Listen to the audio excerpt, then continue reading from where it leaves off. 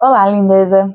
Hoje eu quero pensar com você sobre a gente ser muito cobrada, de ser muita coisa, de querer fazer muita coisa, de desenvolver a gente mesmo, ser a melhor versão, ir atrás, fazer o que tem que ser feito com relação à saúde, com relação à produtividade, a trabalho, aos filhos, à casa, e parecer que nunca é suficiente. Mas antes, meu nome é Bruna Pova e eu quero compartilhar a minha vida em construção, falando aqui de energia feminina, rotina real e projeto de vida. E se isso é algo que você quer para você, você devia se inscrever e ficar por aqui.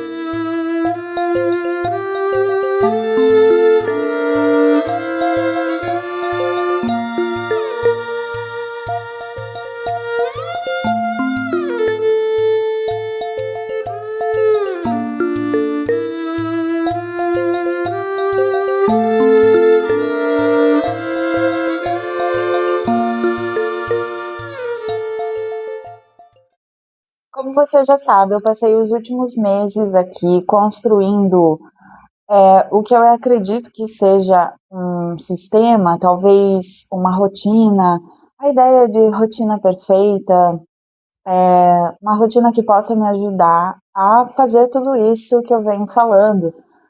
Eu quero escrever, eu tenho voltado a escrever, né? Eu me vejo como escritora, então eu queria uma rotina para isso.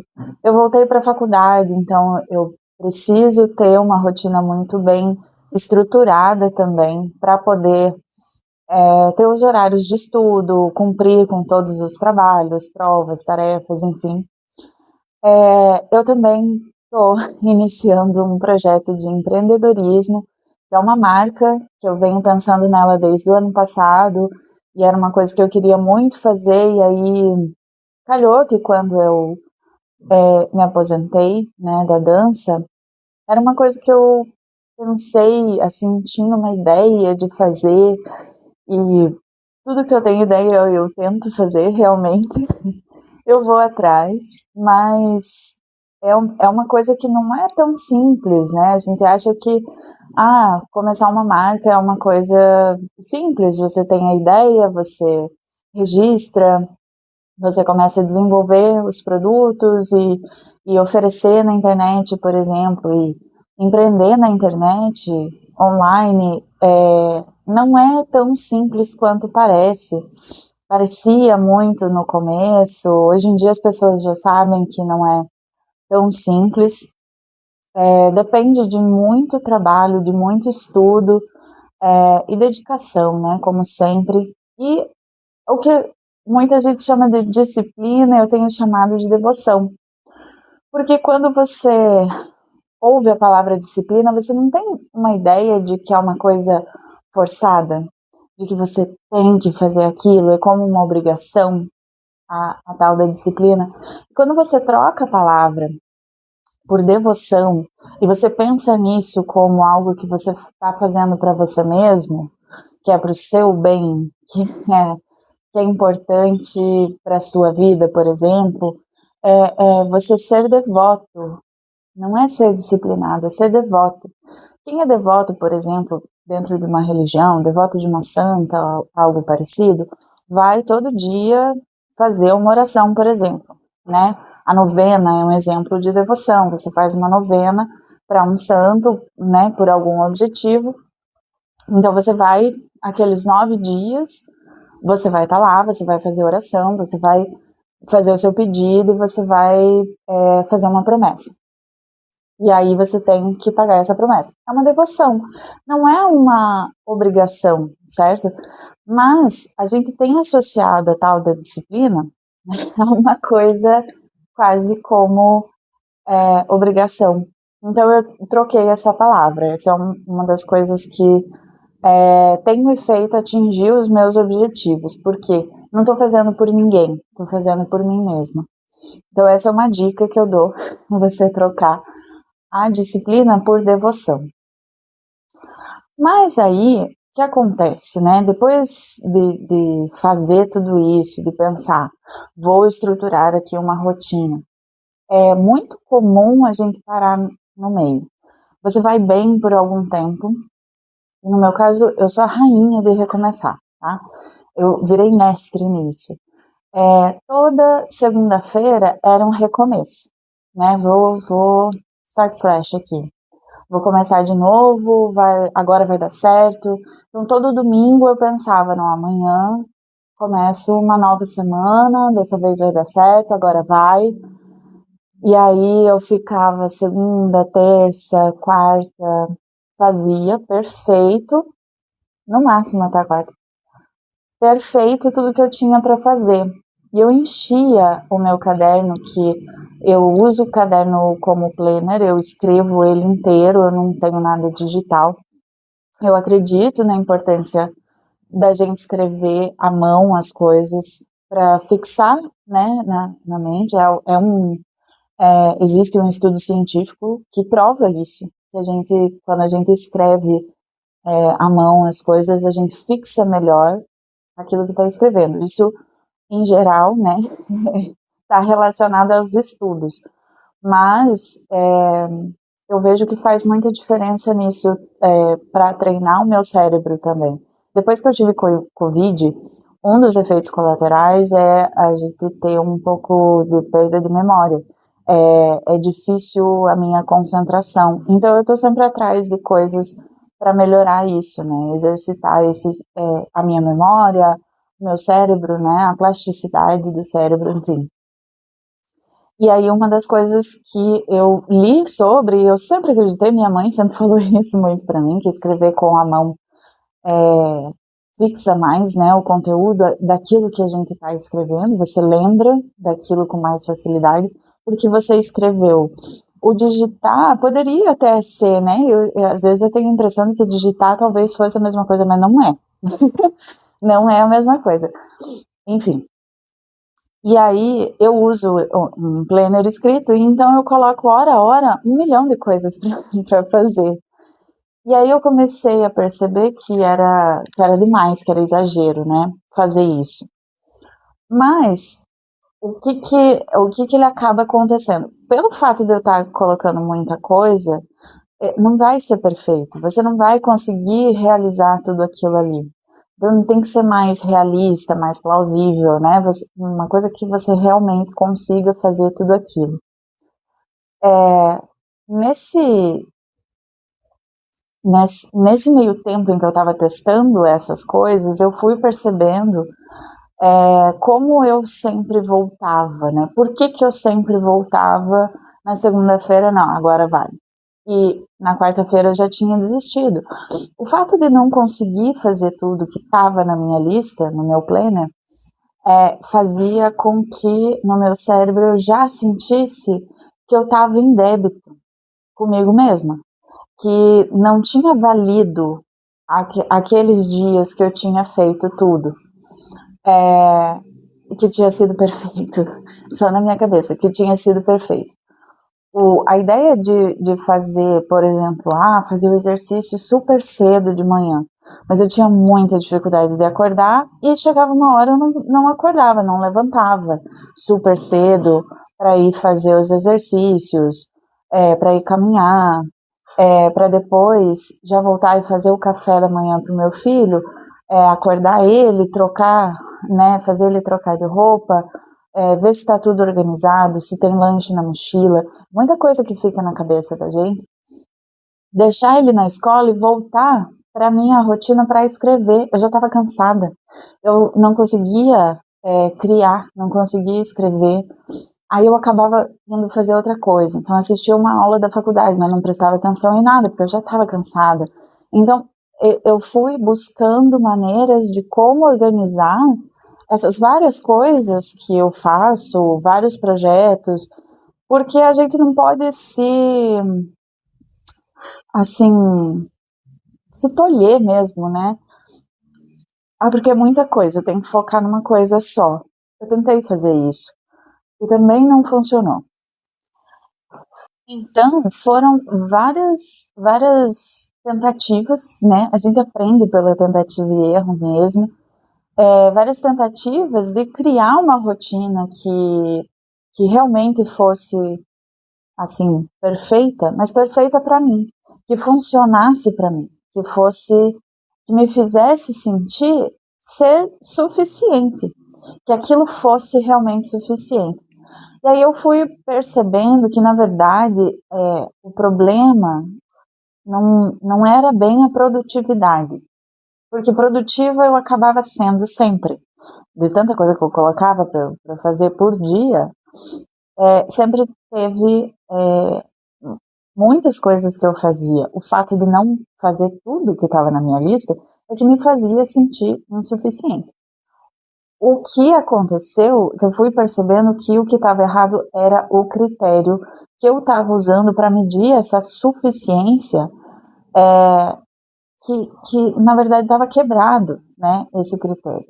O fato é que existe uma diferença entre o crescimento, né, do que a gente está falando aqui, não só em termos de produtividade, mas um crescimento pessoal, né, um desenvolvimento pessoal, o criar uma rotina que seja funcional, mas que seja leve também, que você consiga dar conta de tudo, que você faça tudo. Existe a diferença entre esse crescimento e uma cobrança. Por quê? Quando eu estava fazendo tudo, realmente tentando fazer tudo, eu me percebi me cobrando muito. Por que eu percebi? Eu aprendi a reconhecer no meu corpo essa diferença entre o crescimento e a cobrança, porque quando eu me sentia aprendendo, ou seja, desenvolvendo em crescimento, eu tinha uma sensação de leveza que era mais o que eu estava buscando. Sabe aquela sensação de satisfação mesmo? Que você até pensa, eu posso até comemorar, vou comer tipo um chocolate, alguma coisa assim, porque eu costumo fazer bastante isso. Porque eu estava animada, e aí você tem vontade de continuar, de fazer mais, quando você tem esse crescimento. A diferença é que a cobrança é o contrário. Você está sempre cansada, você está sempre sem vontade, sabe aquela coisa da motivação? Não adianta a gente esperar a motivação para fazer alguma coisa, isso eu concordo, porque a motivação ela não vai estar lá. Ela só vai aparecer a partir do momento que, dentro do crescimento, do seu desenvolvimento, você percebe que está funcionando, então você se motiva porque essa é a recompensa, né? Quando você está criando um hábito, por exemplo, levantar, como eu fiz, levantar às 5 da manhã para ir correr na rua. Eu não queria. Obviamente, 5 da manhã, quem é que quer acordar às 5 da manhã para ir correr? Não é bem assim. Só que o que acontece? Depois de um tempo fazendo, você fica até animado. Porque depois do exercício eu me senti eufórica. Eu sentia que eu estava conquistando alguma coisa. Eu sinto até hoje, eu vou caminhar todo dia de manhã, eu sinto essa euforia, essa animação. E aí, então, hoje em dia eu tenho a motivação para continuar, mas porque lá no começo eu enfrentei a falta dela, a falta dessa motivação. Porque existe aí, nessa criação desse hábito, não era uma autocobrança para fazer, eu tinha um objetivo, um propósito, então isso é importante para mim por causa disso, disso e disso, então eu vou fazer essa parte aqui que tem que ser feita para alcançar aquilo, para chegar lá, e depois virar hábito. Depois você não quer largar mais, e isso é muito importante. Para quem faz exercício, eu acho que faz toda a diferença, hoje em dia eu percebo que faz muita diferença, mas não só para isso, para várias coisas. Como, por exemplo, para escrever o meu livro, muitas vezes eu já fiquei no que muita gente chama de bloqueio criativo, a coisa mais comum do mundo, o bloqueio criativo. Aí eu comecei a ler sobre, pesquisar sobre, para ver o que eu podia fazer. É a mesma coisa, você tem que ir sem ter a motivação, sem ter uma inspiração brilhante de uma cena maravilhosa para escrever. Porque não é sempre que você vai ter. Então eu quero escrever, eu preciso todos os dias sentar a bunda na frente do computador e escrever, seja o que for. Então, são várias coisas que a gente fica se cobrando tanto tem que ser o ambiente perfeito. Eu já fiz isso muito, e é por isso que eu tô falando. Eu demorei muito para voltar a escrever, para começar a escrever o meu livro, simplesmente porque eu não tinha um ambiente perfeito. Aí eu queria aquele escritório aesthetic do Pinterest, que tem uma mesa linda, com um computador, não sei do que jeito, teclado.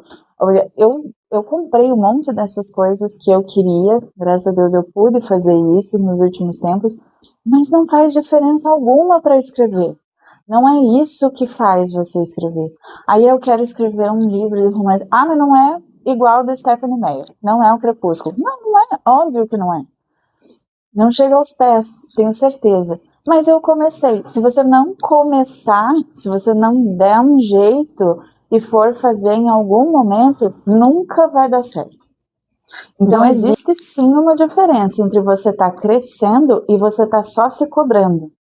Porque daqui você não sai, não vai para lugar nenhum. Aqui você vai.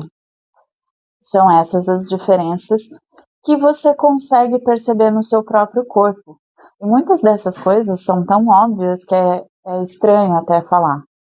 Mas se você não colocar na sua rotina isso que você tem que fazer, independente de motivação, e se você encher demais a sua rotina, que então eu vou fazer tudo. Você não vai. A gente tem limites e a gente precisa entender onde eles estão. Evolução real tem a ver mais com direção do que com velocidade. Isso é uma coisa que a gente precisa lembrar sempre, né? Se você está indo para onde você quer ir, você sabe para onde você quer ir, se você tem essa clareza de para onde você quer ir, então você está no caminho certo, não importa o ritmo disso. Muitas vezes a gente quer simplesmente chegar lá. Eu sempre fui uma pessoa muito imediatista. Eu sou extremamente imediatista.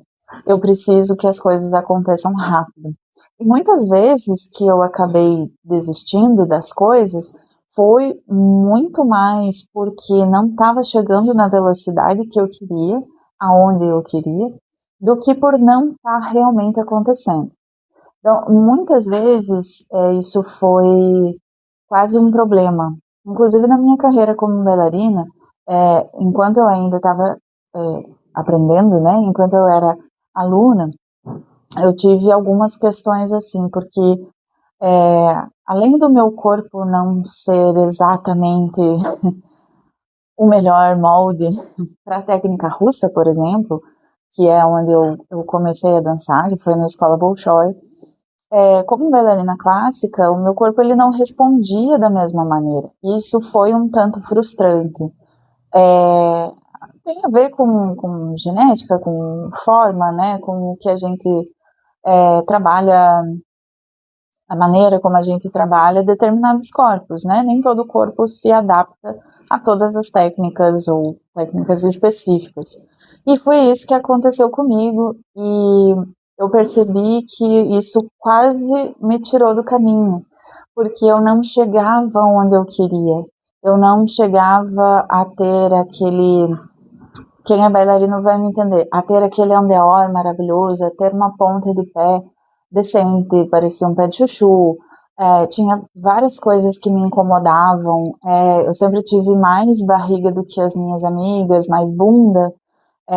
Então, essas formas, essas diferenças, e eu via que eu conseguia ver nas outras meninas bailarinas lindas e em mim não. Isso me atrapalhou por algum tempo. Eu tive bastante dificuldade porque, primeiro, talvez não fosse realmente uma técnica para mim. Foi muito importante ter conhecido a dança contemporânea, a dança moderna depois, porque aí eu me encontrei, eu me identifiquei, eu sabia que aquela técnica, aquele jeito de dançar tinha mais a ver comigo, e eu me apaixonei completamente. Mas antes disso, antes de chegar nisso, eu era muito frustrada e eu achava que era o tempo, que eu era muito lenta, que o meu corpo não respondia rápido o suficiente àqueles estímulos, àquela técnica, enfim.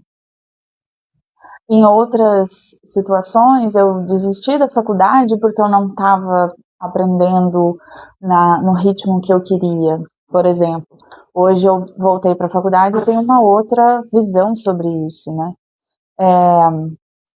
Chegar a ser uma bailarina profissional com uma carreira bonita, cheia de desafios, de personagens lindos que eu ganhei para fazer, que foram grandes desafios, cheia de espetáculos, né, com tanto material, digamos assim, levou 15 anos, não é do nada. 15 anos profissionalmente, né, eu fiquei 8 anos na escola, e hoje quando eu paro para ver isso, pensar nisso, na minha cabeça é lógico que demoraria esse tempo. Então eu acho que é interessante a gente pensar nisso no dia a dia.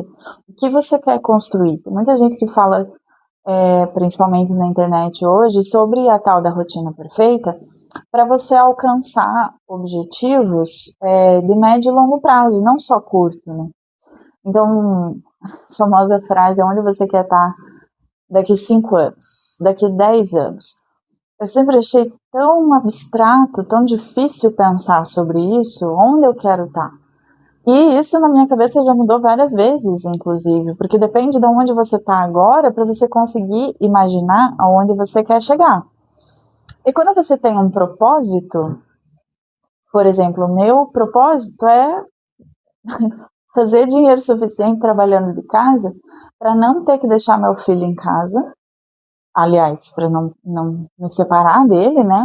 Então, poder trabalhar em casa, cuidando dele, mas ganhando o suficiente para ser independente financeiramente. Então, esse é o meu objetivo a longo prazo. E o meu projeto tem 10 anos. Hoje em dia eu consigo fazer isso. Há um tempo atrás isso era tão abstrato, tão absurdo, eu não conseguia pensar tão longe, né? Imaginar a minha vida, a minha família, essa estrutura tão distante assim. Voltando a falar um pouquinho sobre motivação, eu estava pensando sobre da onde vem, então, né? Eu acho que muito do que a gente chama de motivação é, na verdade, uma vergonha disfarçada. A gente foi muito ensinada que ficar parada um pouco, é preguiça, né? E que o descanso, ele tem que ser uma coisa merecida, que o valor vem do que a gente produz. Então, por exemplo, uma mãe que acha que nunca faz bastante pelos filhos, quem não conhece uma? Uma mulher que recomeçou agora e sente que está atrasada, quem não conhece? É uma filha que mudou de curso na faculdade e acha que está devendo aos pais porque não está fazendo o que eles queriam. Essa voz que fica na cabeça sobre essas questões, essas dívidas, ela não é sua. É uma voz que foi instalada aí, né? A gente precisa aprender isso. O primeiríssimo passo é perceber que pode questionar o que essa voz diz. No livro do The Artist Way, que há um tempo eu comecei a ler e eu parei, e mais uma vez eu faço isso com frequência, é uma coisa que eu tenho trabalhado em mim mesma, que é não desistir dos meus projetos quando eles não chegam aonde eu quero, com o ritmo que eu quero, porque na verdade essas coisas, cada uma tem o seu tempo, né?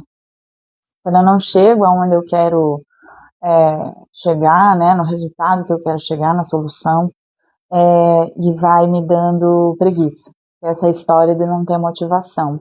É uma grande mentira, na verdade, que isso aí é sim uma vergonha disfarçada. O exemplo que eu ia dar é que nesse livro a autora fala sobre um crítico interno, que fala isso.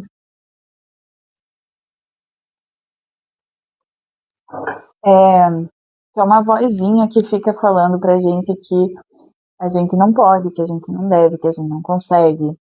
Então, por exemplo, esses exemplos que eu dei de uma mãe, por exemplo, que acha que nunca faz o bastante pelos filhos. Eu, como mãe, assim, posso dizer com propriedade que muitas vezes eu me sinto assim, mas eu não posso fazer mais do que isso. Então, por que o que eu faço não é o bastante? Mas na minha cabeça tem um crítico aí sempre me dizendo que eu não faço o suficiente por ele. Assim, tem coisas que, claro que dá para fazer mais um pouquinho, dá para fazer uma outra coisa, testar de um outro jeito, talvez, né? Mas a gente vai estar sempre achando que não é suficiente, né? Uma corrida que a gente tem contra a gente mesmo e que a gente fica no mesmo lugar. De você não sair desse lugar, você está sempre achando, porque é um jeito que a gente pensa sobre a gente mesmo, né? Como artista, por exemplo, não, mas eu já tinha que ter terminado esse livro, porque eu comecei faz 3 anos, eu tive essa história e eu comecei a escrever e daí eu parei, eu fiquei 1 ano sem escrever. E daí? Por que não é suficiente eu estar escrevendo agora, né? Então eu fui tentando, inclusive através das estratégias descritas no livro, né, pela autora, a ideia de trabalhar com afirmações, que parece uma coisa tão boba. Muita gente já falou sobre isso e continua falando sobre isso, principalmente na internet, porque funciona, gente. Parece tão ridículo. Depende, eu acho, talvez, da maneira como você faça, mas tem determinadas coisas que funcionam sim. Eu vi uma vez um vídeo, um TED Talk, agora eu não vou me lembrar certinho a autora, mas eu deixo aqui na descrição para vocês, que ela fala sobre você fingir até ser, né, até se tornar. E ela conta a própria história de como ela fez isso, que alguém falou isso para ela, de fingir, até chegar uma hora que você é. E existe muita gente falando sobre isso, e uma das coisas que são meio que um passo para você chegar lá é trabalhar com afirmações. A postura que você tá, você falar com você mesmo no espelho, usar essas afirmações positivas, né? No livro The Artist Way, a autora fala para você escrever uma frase, escrever ela repetidas vezes e prestar atenção em como o teu cérebro reage a essa escrita. E por isso escrever à mão, né? Porque você assimila melhor o que você está escrevendo. Repetir isso várias vezes, uma frase positiva, né? Uma afirmação positiva sobre você mesmo, sobre o artista. No caso, ela está falando de artistas, né? Como você se torna um artista. E eu usei muito uma frase com relação à escrita, porque é o meu objetivo agora, né? E algo como eu sou uma escritora de sucesso, algo assim. E você vai prestando atenção em como o teu cérebro reage. E a reação quem que você acha que é? Sabe? E é muito incrível como o cérebro da gente reage negativo mesmo. E isso é o como a gente, né, esse crítico interno é a gente falando com a gente mesmo. Eu já falei sobre isso aqui na temporada 1, no como a gente precisa ser mais gentil com a gente mesmo, né? Prestar atenção em como a gente fala com a gente mesmo. E como a gente fala, esse crítico interno, essa vozinha que fica dizendo que tudo é uma vergonha, que você precisa de motivação, tô desmotivado, não vou fazer, e aí você nunca começa, né? Então, como que a gente recalibra esse crítico? É uma pergunta que mudou muito a minha relação com o dia, no dia a dia mesmo, assim. Será que eu fiz alguma coisa que importa? Me perguntar no final do dia esse tipo de coisa. E não eu fiz tudo o que eu tinha que fazer, porque muitas vezes, como eu disse, escrevia lá 1 milhão de coisas, hora a hora, para eu fazer, e é claro que eu não dava conta. Então, em vez de me perguntar, porque eu continuo escrevendo muita coisa para eu fazer, eu continuo tendo bastante coisa para fazer, e coisas para lembrar, né? Porque além disso tudo que a gente faz no dia a dia, seja o que você fizer, seja qual for a sua profissão, a sua reconstrução de vida, qual caminho você está seguindo, tem muitas coisas que a gente não deixa de fazer, né? Tipo, 3 refeições por dia, pelo menos, fazer um exercíciozinho tem que ser feito, tomar água, esse tipo de coisa, muitas vezes a gente não põe num planejamento, né? Não escreve lá no planner, porque, isso eu sei que eu tenho que fazer. Se eu não escrevo, eu não faço, gente. Simples assim. Eu descobri que se eu não escrevo, eu não faço. Então eu passei a escrever isso também. Então eu ainda tenho muita coisa escrita no meu planner. Só que o foco disso é outro. Então, quando chega o final do dia, eu não me pergunto se eu fiz tudo o que eu tinha que fazer, se eu fiz tudo o que estava na lista. Mas eu separo 3 coisas mais importantes. E essas coisas me dizem se eu fiz algo que importa. Se aquele dia valeu porque fiz algo que importa. O fiz algo que importa também não está relacionado só a ser produtivo, porque muitas vezes, por exemplo, eu não escrevi quase nada. Ou eu não escrevi nada, tem dia que eu não consigo escrever, ainda acontece. Eu não escrevi, eu não li nada importante, eu não consegui nem assistir as aulas da faculdade, eu não fiz nenhuma camiseta, não vendi nenhuma camiseta. Um dia que aparentemente não teve nada, mas eu ajudei o meu filho a fazer uma tarefa da escola. Eu sentei com ele no sofá e tive uma conversa sobre puberdade. Acontecendo isso. Sei lá, eu levei meu filho no Kumon e caminhei enquanto ele estava lá. 1 horinha enquanto ele estava na atividade extracurricular, que é importante, eu caminhei. Ou eu li enquanto estava lá. Eu li um livro por prazer, não um livro da faculdade ou algo para aprender. Isso é importante também. É importante até para a criatividade, é importante para o meu relacionamento com meu filho, é importante até para entender coisas da faculdade. Assim, o importante é você saber se fez algo que importa, porque a lista nunca vai acabar.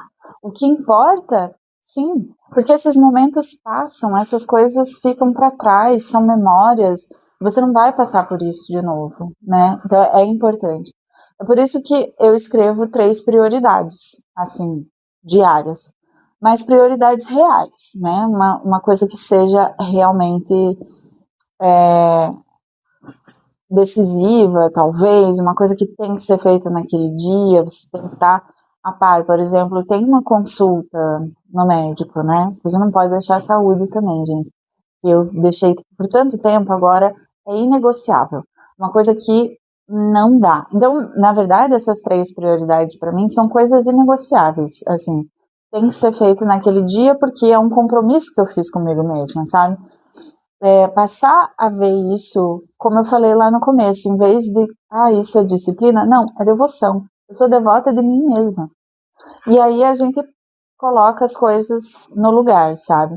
Então hoje, antes de dormir, você poderia, por exemplo, escrever 3 coisas que você fez, que importam, e amanhã de manhã você escolhe 3 prioridades do dia. Não é para ser grande, não é uma lista, são 3 prioridades. Vale lembrar aqui que importante é diferente de impressionante, tá? Então, a ideia aqui que eu te sugiro é você tentar fazer isso por 7 dias e observar o que muda na voz, nessa voz dentro da sua cabeça que te cobra, que é o crítico interior, né? Então, lembrar que você está em processo é diferente de atraso, e é muito importante você pensar nisso tudo como uma coisa para você, e não nem para impressionar, nem para outra pessoa ver, não é para ter aplauso, que é que a gente sempre diz por aqui. Não é para ter aplauso, é para você estar em conexão com você, fazendo algo por você, que é isso que você precisa nesse momento de reconstrução, de reajustar a rota. Então, a gente está aqui junto, tá? Obrigada por estar comigo, pensando em voz alta mais uma vez. É uma segunda temporada cheia de novidades, são coisas. Eu decidi que a gente vai ter coisas mais práticas, que eu gostaria de estar nesse processo com você e não só você estar aqui me ouvindo falar do meu. Então, deixa aqui nos comentários o que você gostou, se você vai colocar em prática essas dicas. E vocês não imaginam o quanto isso significa para mim, o quanto significou a primeira temporada e o quanto é importante estar aqui para uma segunda. Eu agradeço muito a todos. E na semana que vem a gente tem 9 hábitos de autocuidado, tá? Que realmente mudaram a minha vida. São coisas que eu realmente fiz e que eu gostaria de compartilhar com vocês. E não é nada do que você vê no Pinterest, tá? Mas aqueles que ficaram, que hoje fazem muita diferença no meu dia a dia e que talvez possam fazer para você também. Então, lembre-se, eu tô no processo e não no pódio. E continuamos juntos. Até a próxima.